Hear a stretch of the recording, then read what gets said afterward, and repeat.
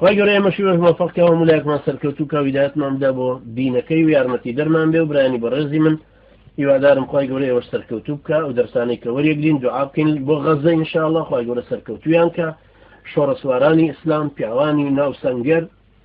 ڕەشوڕوتانی خۆمان شڕوان لە پێ عەزیزەکانی خۆمان ئێستا کە لە کەرکووکن لە حەمرینن لە مووسڵن لەگەڵ سەربەرزەکانی تری ناو سەنگەری شەرەف و جیهاد و ئیسلامەتی بۆ چۆک پێدادانی احتیلال بۆ ڕووتەڵکردنەوەی ئەمریکای تاغوت و ناردنەوەی بۆ ئەمریکا بەسەر شۆڕی بە زەلیلی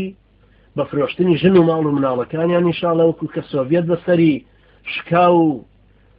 بە ڕووی ڕەش و زەلیلیەوە لە کابول چووە دەرەوە ئینشاءالله ئەوانی ژەڕۆنە دەرەوە رووسیەکان 280,000 سەربازیان لە ئەفغانستانە بوو بە ڕووی ڕەش و زەلیلیەوە ڕۆشتنەوە بۆ مۆسکۆی خۆیان و هەتاکو ئێستا ئاسەواری ئەو شەڕانەی ئەفغانستان لە جەرگ و دڵیانایە لە خوێنیانایە لە وەرەسەیانایە ئەمریکا ئینشاءالله شپرزەترە بێ بە حەول و قووەتی خوا چونکە تەحەمولی ئەو پش و درێژەی سۆڤێتی نییە وەکو مەدرسەیەکی لیبرالی لە شەڕە وەخوای پەروەردگاریش مسلمانانی سنی عەرەبی مسەلەسە سنیەکە سەربەرزکە بەهێزیان کە بە قووەتیان کە گروپە جیهادیەکانیان